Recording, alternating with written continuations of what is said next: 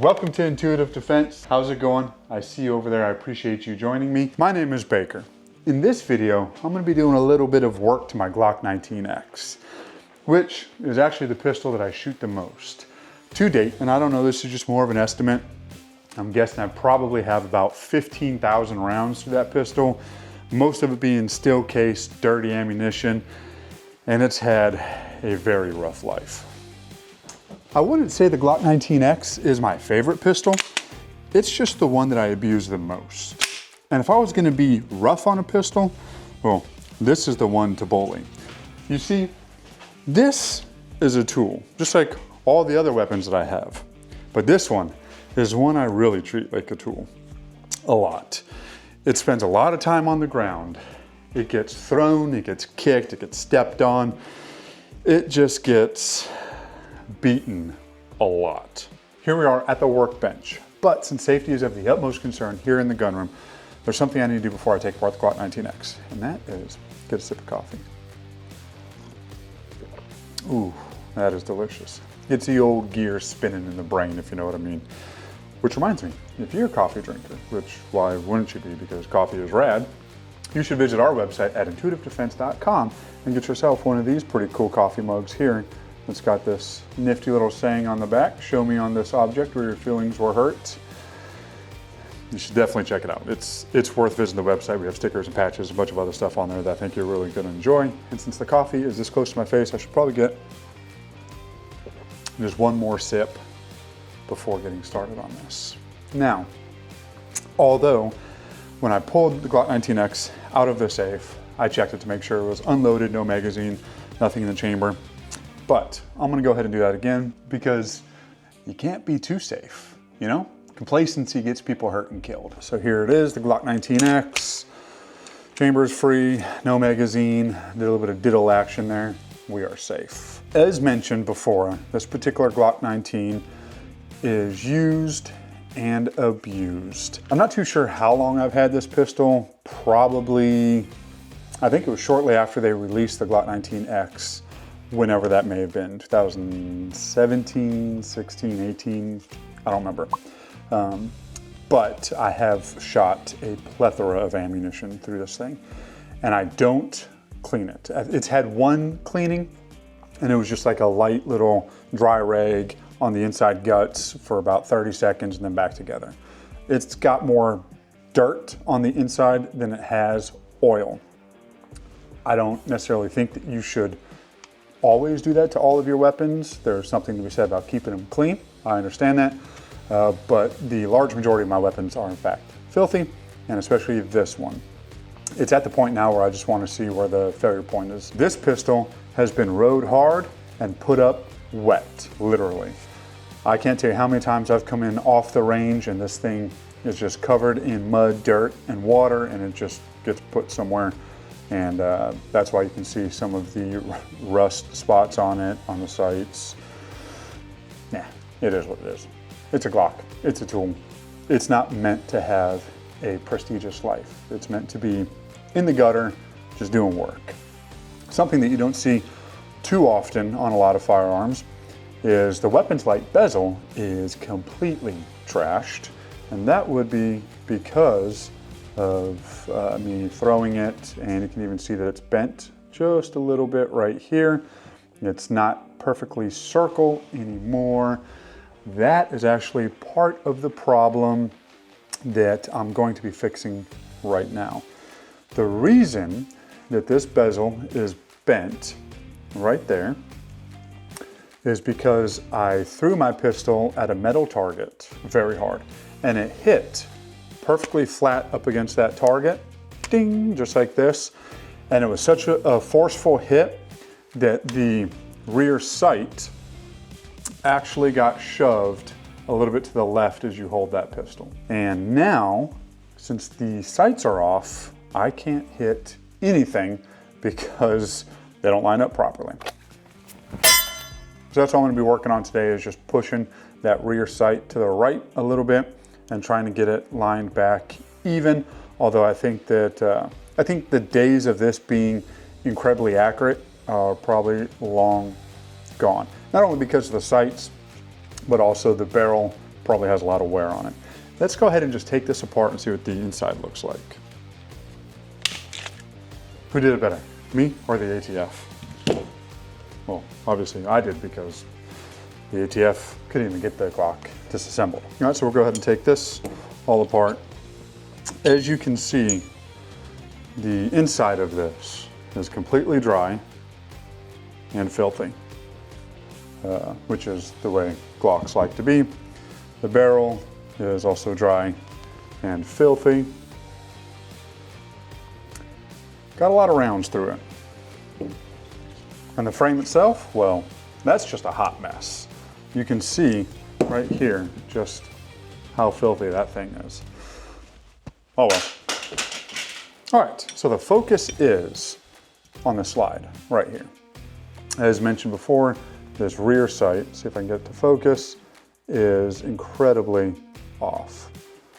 You can see just how large that gap is, and here you can also just see how far it is pushed to my left as I hold it. So I have the sight pusher tool right here that we're gonna use. This big old mammoth monster. Now you don't necessarily need a sight tool, I guess. You could bang it and beat it, which oddly enough I'm not doing with this. The sight tool just makes it a little bit easier to get everything properly lined up the way you need it to be. So now that the slide is completely removed from the frame, it'll make it easier to slide it into here. And then on this particular sight pusher is directional as to which way you place the pistol in front of it. This is the front side, and then this is the rear side. And so I'll go ahead and just slide this bad mammo jammo in right here. Then twist this up.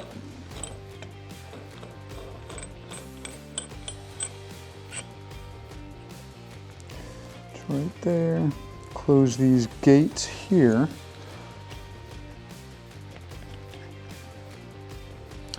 Right there. You want it to be in here as straight as possible just to make the adjustment of it better. Which, getting it straight in here can be challenging when that rear sight's so far off. I'm gonna bring this up just a little bit more. That way that is even. So we have the slide in here.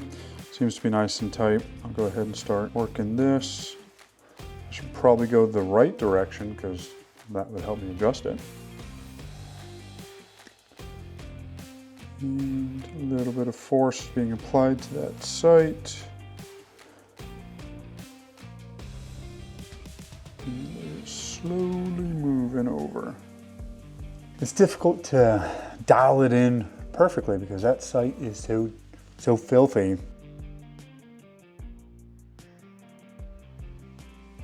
Looks like I went a little bit too far to my right, so I'll bring it back to the left side some.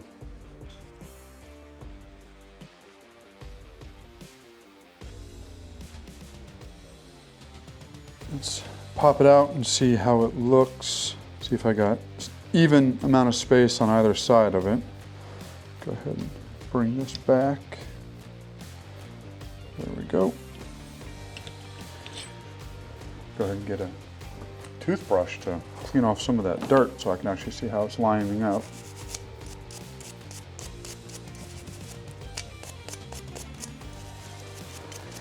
Now Kennedy's gonna say, oh, you cleaned your pistol. No, I didn't. I just cleaned the rear sight off so I could see it better. The inside's gonna stay filthy.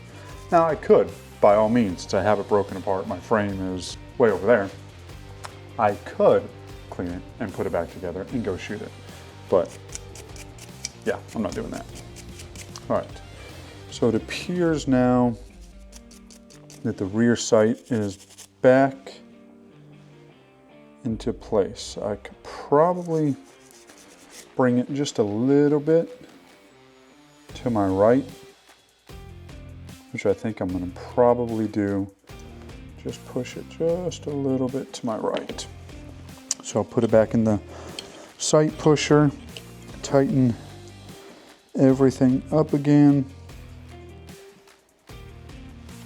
This should be a fairly simple adjustment here, just this little bit. All I'm gonna do is just a slight turn of the knob and should push it the direction that I need it to. Now, if I wanted to, and if I was smart, which I'm not, I could have put this in my vise. That way the sight pusher itself is nice and secure. Or what I could also do is secure this sight pusher to the workbench and have it fixed. But I don't really want to do that. It's going to take up too much space, and plus if I go on the road or something like that, I like to take the sight pusher with me just in case I need it for anything.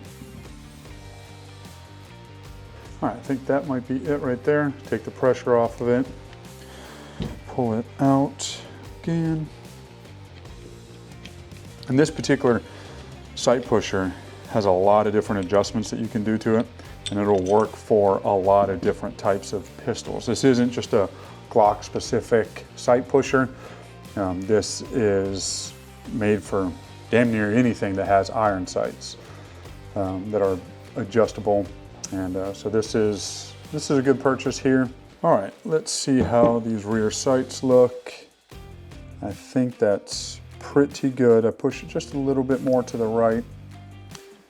Yeah, I guess there's only one way to really test if they are good, and that's to go out onto the range and give it a go. Surprisingly, my front sight's still pretty good, but that rear sight is much better now. Before heading out to the range, I wanted to talk about the weapons mounted light that's on this pistol, the TLR1 HL made by Streamlight.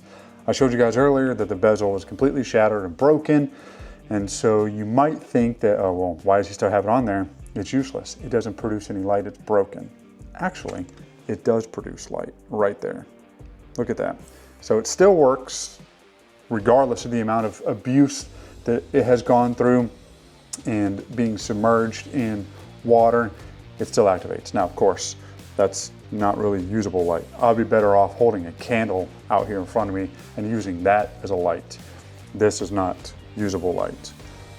But it is a testament to just how durable this weapons mounted light is. The fact that it still functions and still turns on is pretty impressive.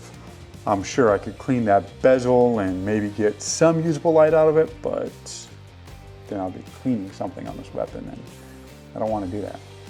So let's head out to the range. Just going to do a quick accuracy course of fire here.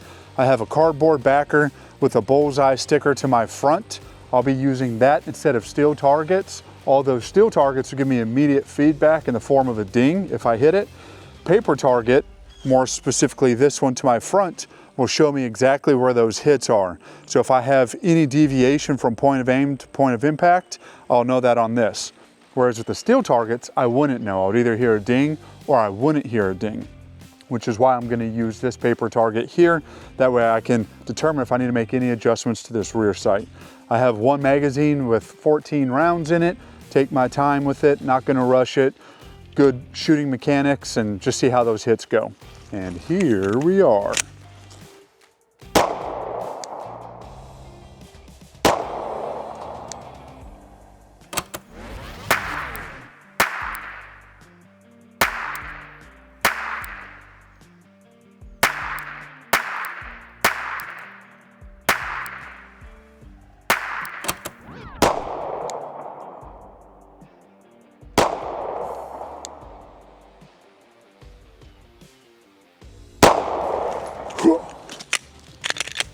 Let's go down range and see how those hits are.